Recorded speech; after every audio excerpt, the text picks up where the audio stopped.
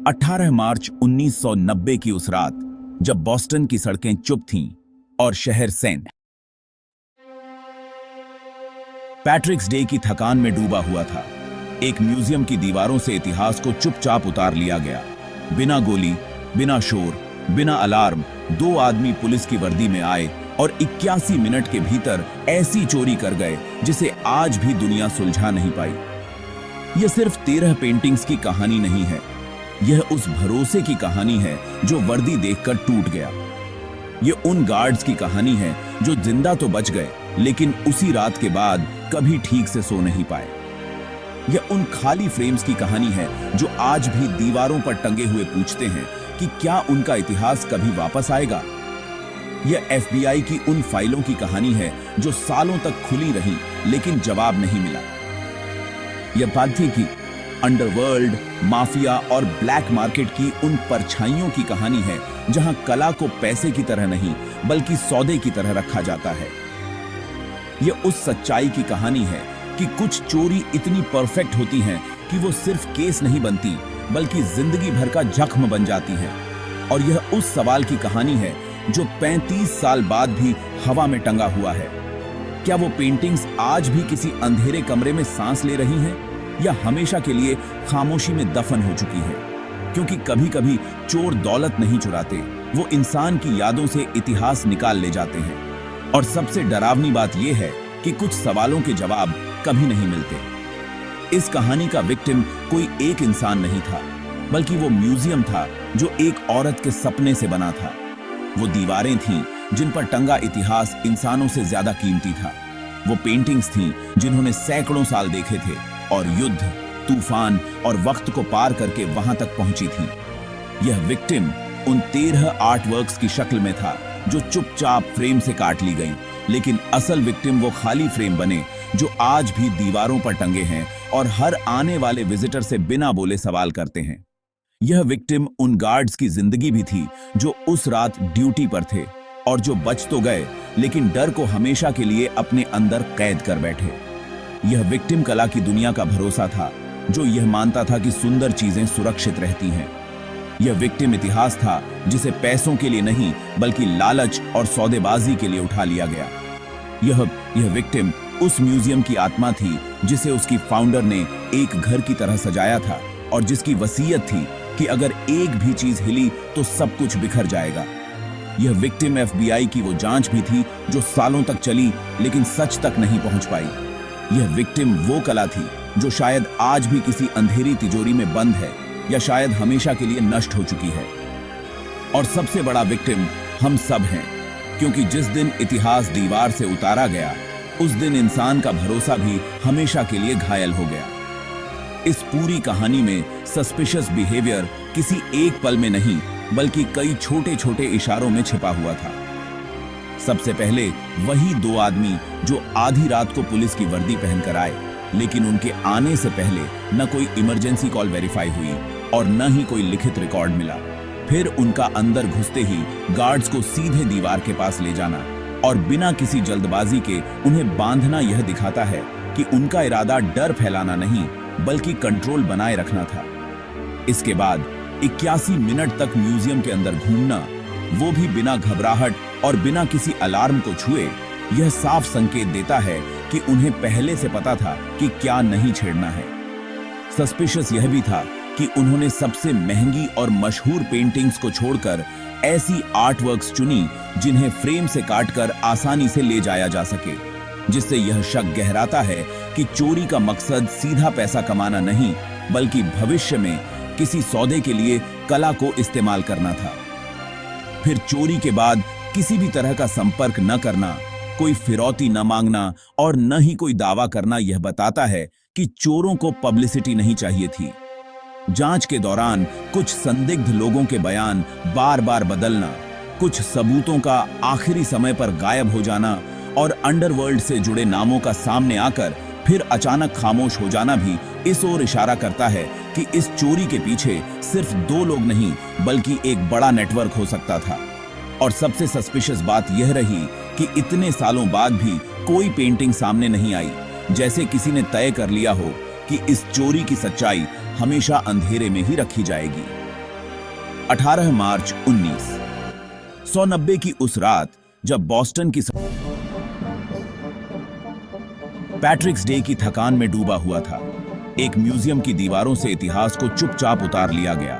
बिना गोली, बिना शोर, बिना अलार्म, दो आदमी पुलिस की वर्दी में आए और 81 मिनट के भीतर ऐसी चोरी कर गए जिसे आज भी दुनिया सुलझा नहीं पाई। यह सिर्फ 13 पेंटिंग्स की कहानी नहीं है, यह उस भरोसे की कहानी है जो वर्दी देखकर टूट गया। यह उन गार्ड्स की कहानी है जो जिंदा तो बच गए लेकिन उसी रात के बाद कभी ठीक से सो नहीं पाए। यह उन खाली फ्रेम्स की कहानी है जो आज भी दीवारों पर टंगे हुए पूछते हैं कि क्या उनका इतिहास कभी वापस आएगा। यह FBI की उन फाइलों की कहानी है जो सालों तक खुली रहीं लेकिन जवाब नहीं मिला।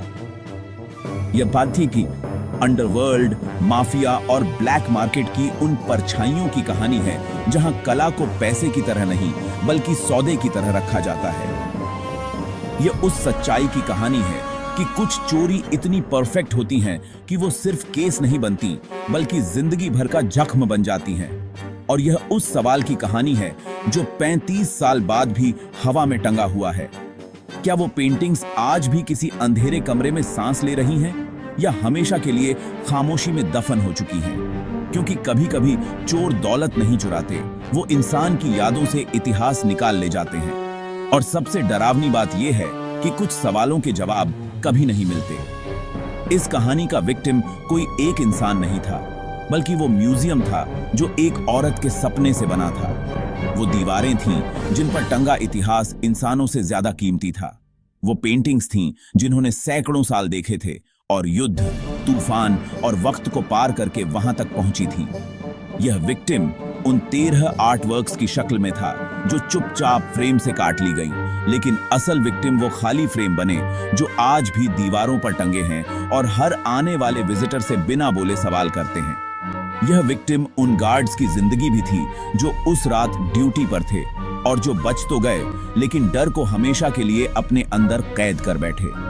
यह विक्टिम कला की दुनिया का भरोसा था जो यह मानता था कि सुंदर चीजें सुरक्षित रहती हैं। यह विक्टिम इतिहास था जिसे पैसों के लिए नहीं बल्कि लालच और सौदेबाजी के लिए उठा लिया गया। यह विक्टिम उस म्यूजियम की आत्मा थी जिसे उसकी फाउंडर ने एक घर की तरह सजाया था और जिसकी वसीयत थी कि अगर एक भी चीज हिली तो सब कुछ बिखर जाएगा। यह विक्टिम FBI की वो जांच भी थी जो सालों तक चली लेकिन सच तक नहीं पहुंच पाई। यह विक्टिम वो कला थी जो शायद आज भी किसी अंधेरी तिजोरी में बंद है या शायद हमेशा के लिए नष्ट हो चुकी है। और सबसे बड़ा विक्टिम हम सब हैं, क्योंकि जिस दिन इतिहास दीवार से उतारा गया उस दिन इंसान का भरोसा भी हमेशा के लिए घायल हो गया। इस पूरी कहानी में सस्पिशियस बिहेवियर किसी एक पल में नहीं बल्कि कई छोटे छोटे इशारों में छिपा हुआ था। सबसे पहले वही दो आदमी जो आधी रात को पुलिस की वर्दी पहनकर आए, लेकिन उनके आने से पहले न कोई इमरजेंसी कॉल वेरीफाई हुई और न ही कोई लिखित रिकॉर्ड मिला। फिर उनका अंदर घुसते ही गार्ड्स को सीधे दीवार के पास ले जाना और बिना किसी जल्दबाजी के उन्हें बांधना यह दिखाता है कि उनका इरादा डर फैलाना नहीं बल्कि कंट्रोल बनाए रखना था। इसके बाद 81 मिनट तक म्यूजियम के अंदर घूमना, वो भी बिना घबराहट और बिना किसी अलार्म को छुए, यह साफ संकेत देता है कि उन्हें पहले से पता था कि क्या नहीं छेड़ना है। सस्पिशियस यह भी था कि उन्होंने सबसे महंगी और मशहूर पेंटिंग्स को छोड़कर ऐसी आर्ट वर्क्स चुनी जिन्हें फ्रेम से काटकर आसानी से ले जाया जा सके, जिससे यह शक गहराता है कि चोरी का मकसद सीधा पैसा कमाना नहीं बल्कि भविष्य में किसी सौदे के लिए कला को इस्तेमाल करना था। फिर चोरी के बाद किसी भी तरह का संपर्क न करना, कोई फिरौती न मांगना और न ही कोई दावा करना यह बताता है कि चोरों को पब्लिसिटी नहीं चाहिए थी। जांच के दौरान कुछ संदिग्ध लोगों के बयान बार बार बदलना, कुछ सबूतों का आखिरी समय पर गायब हो जाना और अंडरवर्ल्ड से जुड़े नामों का सामने आकर फिर अचानक खामोश हो जाना भी इस ओर इशारा करता है कि इस चोरी के पीछे सिर्फ दो लोग नहीं बल्कि एक बड़ा नेटवर्क हो सकता था। और सबसे सस्पिशियस बात यह रही कि इतने सालों बाद भी कोई पेंटिंग सामने नहीं आई, जैसे किसी ने तय कर लिया हो कि इस चोरी की सच्चाई हमेशा अंधेरे में ही रखी जाएगी। 18 मार्च 1990 की उस रात जब बॉस्टन की पैट्रिक्स डे का शोर शहर से उतर चुका था। ठीक 1:24 पर इजाबेला स्टुअर्ट गार्डनर म्यूजियम के मुख्य दरवाजे पर दो आदमी पुलिस की वर्दी पहनकर पहुंचे और उन्होंने एक डिस्टर्बेंस कॉल का बहाना बनाया। ड्यूटी पर मौजूद गार्ड ने वर्दी और भरोसे की वजह से नियम तोड़ते हुए दरवाजा खोल दिया और वही एक फैसला इतिहास की सबसे बड़ी कला चोरी की शुरुआत बन गया। अंदर घुसते ही उन दोनों ने खुद को पुलिस बताने का नाटक छोड़ दिया और गार्ड्स को दीवार के पास ले जाकर शांति से उनके हाथ बांध दिए, बिना किसी चीख, बिना किसी हथियार और बिना किसी हड़बड़ी के। फिर उन्हें बेसमेंट में ले जाकर बंद कर दिया गया ताकि ऊपर कोई रुकावट न हो। इसके बाद अगले पूरे 81 मिनट तक म्यूजियम के अंदर ऐसा सन्नाटा रहा जैसे इमारत खुद अपनी सांस रोककर खड़ी हो। चोरों ने किसी भी अलार्म को छेड़ा नहीं, क्योंकि वे जानते थे कि कौन सा सिस्टम कितना संवेदनशील है।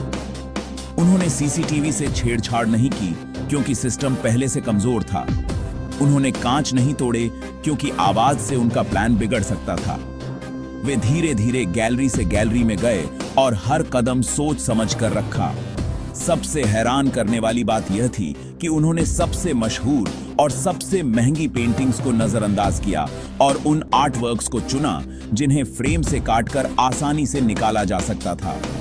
रेम्ब्रांट की the storm on the sea of Galilee को फ्रेम से अलग करते समय कैनवास के कटने की हल्की सी आवाज उस रात म्यूजियम में गूंजने वाली सबसे तेज आवाज थी। इसके बाद वर्मियर की द कॉन्सर्ट को उतारा गया, जो इतनी दुर्लभ थी कि उसकी बराबरी की कोई दूसरी पेंटिंग मौजूद नहीं थी। देगा की ड्राइंग्स को भी बिना किसी सम्मान के रोल किया गया, जैसे वे इतिहास नहीं बल्कि साधारण कागज हों। चोरों ने कुल 13 आर्टवर्क्स उठाई और हर एक को चुनते समय उनका मकसद साफ दिख रहा था कि वे भावनात्मक या कलात्मक मूल्य से नहीं बल्कि सुविधा और भविष्य के इस्तेमाल से फैसले ले रहे थे।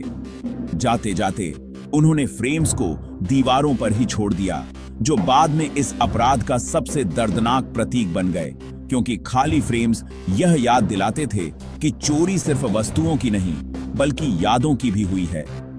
81 मिनट पूरे होने के बाद चोर उसी शांति से बाहर निकले जैसे वे आए थे।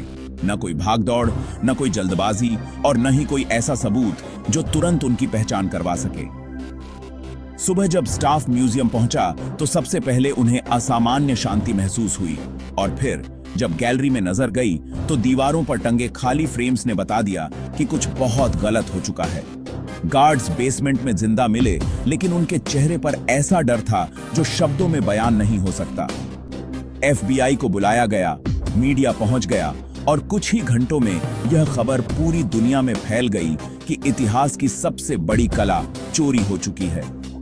शुरुआती जांच में यह साफ हो गया कि यह कोई अचानक किया गया अपराध नहीं था, बल्कि महीनों या शायद सालों की प्लानिंग का नतीजा था, क्योंकि चोर जानते थे कि कौन सा अलार्म खतरनाक है और कौन सा नहीं, कौन सा रास्ता कैमरे में आता है और कौन सा नहीं।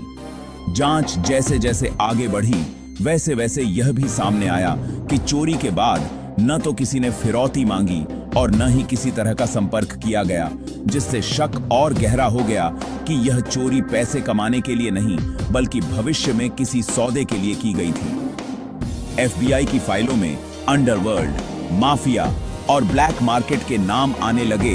कुछ संदिग्धों के बयान बदले, कुछ सबूत समय के साथ गायब हो गए और कुछ लोग सवालों के जवाब दिए बिना ही मर गए। साल गुजरते गए, लेकिन 13 आर्टवर्क्स कभी वापस नहीं आई।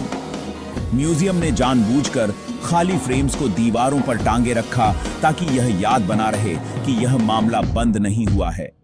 $10 मिलियन का इनाम घोषित किया गया, लेकिन अपराध की दुनिया की चुप्पी उस रकम से ज्यादा मजबूत साबित हुई। $10 मिलियन का इनाम घोषित किया गया, लेकिन अपराध की दुनिया की चुप्पी उस रकम से ज्यादा मजबूत साबित हुई।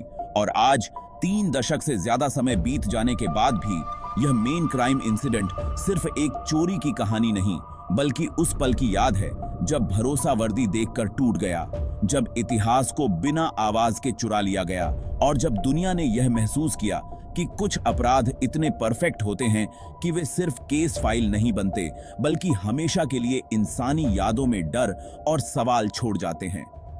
चोरी की उस सुबह जैसे ही इज़ाबेला स्टीवर्ट गार्डनर म्यूजियम के कर्मचारियों ने खाली फ्रेम देखे और बेसमेंट में बंधे हुए गार्ड्स को आजाद कराया, उसी पल यह साफ हो गया कि यह कोई साधारण अपराध नहीं है, बल्कि एक ऐसी वारदात है जिसने सिस्टम, भरोसे और सुरक्षा तीनों को एक साथ तोड़ दिया है।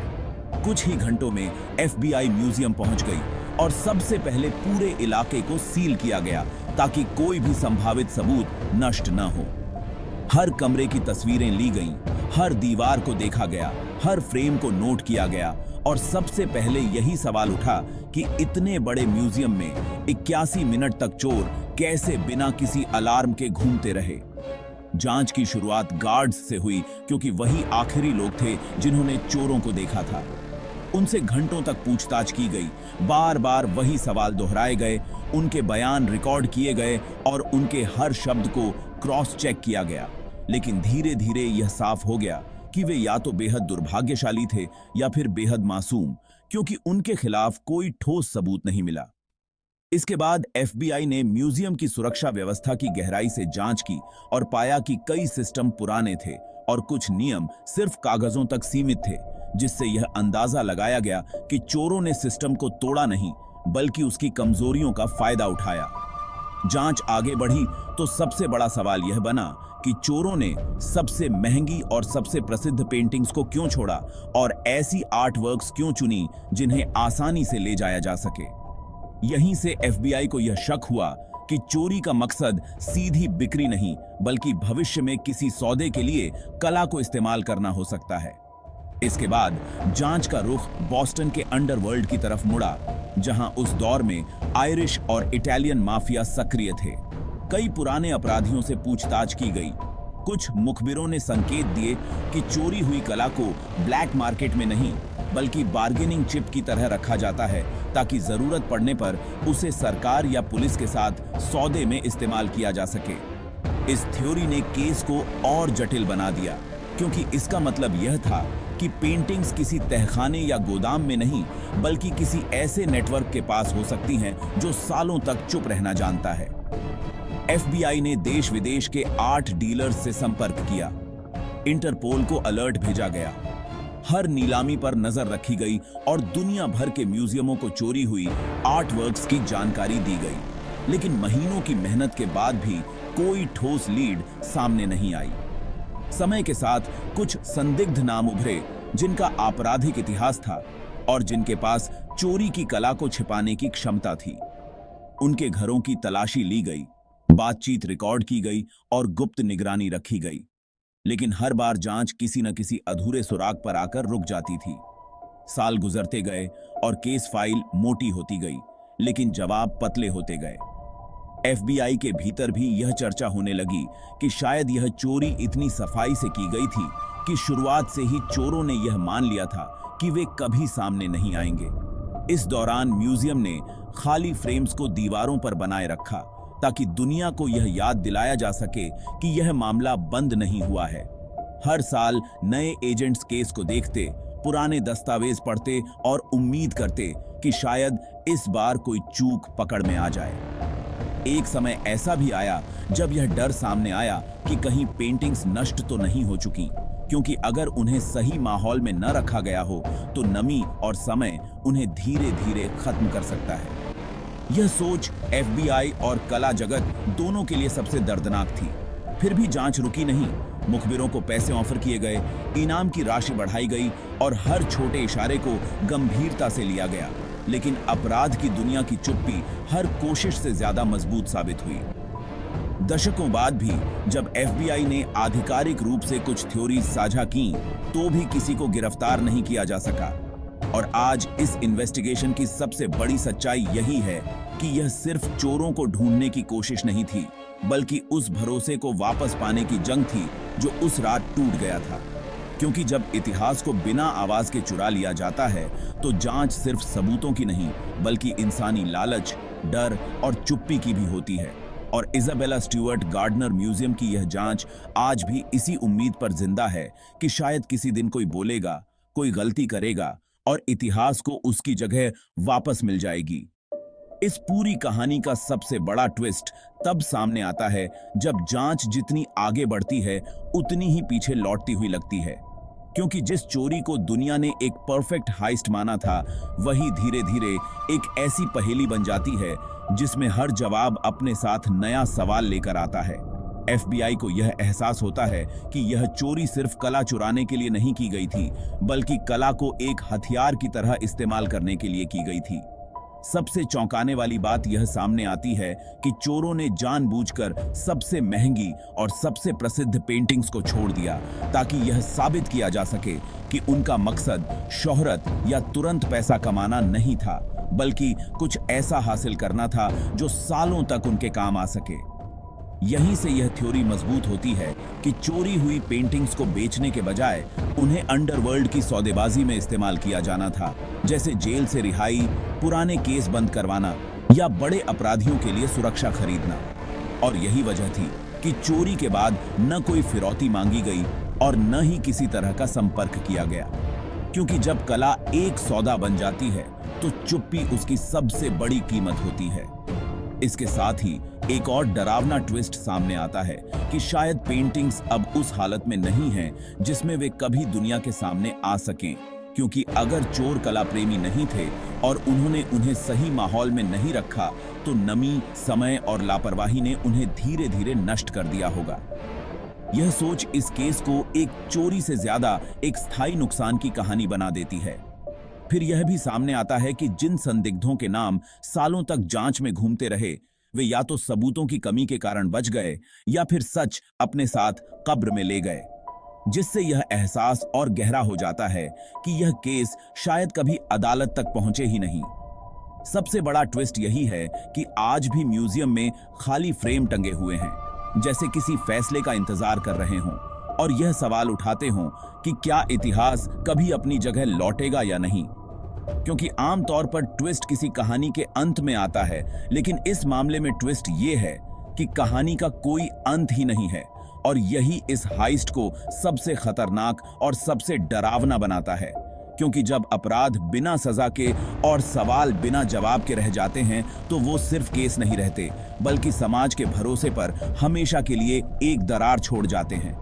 और यही वो पल है जहां यह कहानी समझाती है कि इस चोरी का सबसे बड़ा ट्विस्ट यह नहीं था कि चोर पकड़े नहीं गए, बल्कि यह था कि उन्होंने इतिहास को इस तरह गायब किया कि आज भी कोई यह नहीं कह सकता कि सच जिंदा है या हमेशा के लिए खामोशी में दफन हो चुका है। आज 3 दशक से भी ज्यादा समय बीत जाने के बाद Isabella Stewart Gardner museum heist सिर्फ एक पुरानी अपराध कहानी नहीं रह गई है, बल्कि यह एक जिंदा सवाल बन चुकी है जो हर साल और गहरा होता जा रहा है। चोरी हुई 13 पेंटिंग्स आज भी कानूनी रूप से उसी म्यूजियम की संपत्ति मानी जाती हैं, और यही वजह है कि दीवारों पर आज भी खाली फ्रेम टंगे हुए हैं, जैसे इतिहास को याद दिलाया जा रहा हो कि मामला अभी बंद नहीं हुआ है। FBI की जांच औपचारिक रूप से खुली हुई है, भले ही नए सुराग बहुत कम मिलते हों और समय के साथ कई संदिग्ध मर चुके हैं, जिससे सच तक पहुंचने के रास्ते और भी धुंधले हो गए हैं। म्यूजियम ने इनाम की राशि बढ़ाकर $10 मिलियन कर दी है, लेकिन इतने बड़े इनाम के बावजूद कोई ठोस जानकारी सामने नहीं आई है, जिससे यह साफ होता है। Make the background music suspense. Settings. Museum की दीवारों पर अब भी वो खाली फ्रेम्स टंगी हैं, जैसे किसी पुराने जख्म की याद। हर आने जाने वाला इन्हें देखता है और सोचता है, क्या कभी ये जगहें फिर से भर पाएंगी? उम्मीद अब भी बाकी है कि एक दिन वो खोई हुई कृतियां वापस लौटेंगी। इनाम के बावजूद कोई ठोस जानकारी सामने नहीं आई है, जिससे यह साफ होता है कि अपराध की दुनिया में चुप्पी आज भी पैसों से ज्यादा कीमती है। कला विशेषज्ञों के बीच यह डर लगातार बना हुआ है कि अगर पेंटिंग्स को सही माहौल में नहीं रखा गया होगा तो शायद वे अब उस हालत में नहीं हैं कि कभी दुनिया के सामने लाई जा सकें, और यही आशंका इस केस को एक संभावित स्थायी नुकसान की कहानी बना देती है। दूसरी तरफ हर साल हजारों लोग म्यूजियम आते हैं और उन खाली फ्रेम्स को देखकर कुछ पल के लिए रुक जाते हैं, क्योंकि वे समझ जाते हैं कि यह सिर्फ गायब पेंटिंग्स की जगह नहीं है, बल्कि एक अधूरी कहानी की निशानी है। वर्तमान स्थिति यह है कि उक्ति बात थी नी, कोई गिरफ्तार नहीं हुआ है, कोई पेंटिंग वापस नहीं आई है और कोई अंतिम सच्चाई सामने नहीं आई है। फिर भी यह केस पूरी तरह मरा नहीं है, क्योंकि जब तक वो फ्रेम दीवारों पर हैं, तब तक उम्मीद जिंदा है कि शायद किसी दिन कोई गलती करेगा, कोई बोलेगा या कोई सबूत सामने आएगा और तब इतिहास को उसकी जगह वापस मिल सकेगी। लेकिन अगर ऐसा कभी नहीं हुआ तो यह चोरी हमेशा इस बात की याद दिलाती रहेगी कि कुछ अपराध इतने परफेक्ट होते हैं कि वे सिर्फ कानून को नहीं बल्कि समय को भी मात दे देते हैं। और यही Isabella Stewart Gardner museum heist की मौजूदा सच्चाई है। एक खुला हुआ जख्म, एक अधूरा सच और एक ऐसा सवाल जो शायद हमेशा के लिए अनुत्तरित ही रह जाए। अगर इस कहानी ने आपको सोचने पर मजबूर कर दिया है, अगर उन खाली फ्रेम्स ने आपके मन में सवाल छोड़ दिए हैं और अगर आपको भी लगता है कि कुछ सच ऐसे होते हैं जिन्हें जिंदा रखने के लिए उन्हें बार बार दोहराना जरूरी होता है, तो इस वीडियो को सिर्फ देखकर आगे मत बढ़ जाइए। इसे लाइक कीजिए ताकि यह कहानी और लोगों तक पहुंचे। चैनल को सब्सक्राइब कीजिए ताकि ऐसे ही असली, डरावने और अनसुलझे सच आप तक पहुंचते रहें। और कमेंट में जरूर बताइए कि आपके हिसाब से वो पेंटिंग्स आज कहां हो सकती हैं। क्या वो किसी अंधेरी तिजोरी में छुपी हैं या हमेशा के लिए खो चुकी हैं? क्योंकि आपकी एक राय, आपका एक सवाल और आपकी एक आवाज इस कहानी को जिंदा रखती है। इस वीडियो को शेयर कीजिए उन लोगों के साथ जो मानते हैं कि इतिहास सिर्फ किताबों में नहीं बल्कि यादों में भी जिंदा रहता है। और अगर कभी किसी को इस चोरी से जुड़ी एक भी सच्ची जानकारी मिलती है, तो वही जानकारी शायद वो कड़ी बन सकती है जो दशकों से अधूरी इस कहानी को पूरा कर दे। इसलिए देखते रहिए, सुनते रहिए और सवाल पूछते रहिए, क्योंकि जब तक सवाल जिंदा हैं, तब तक सच मरता नहीं।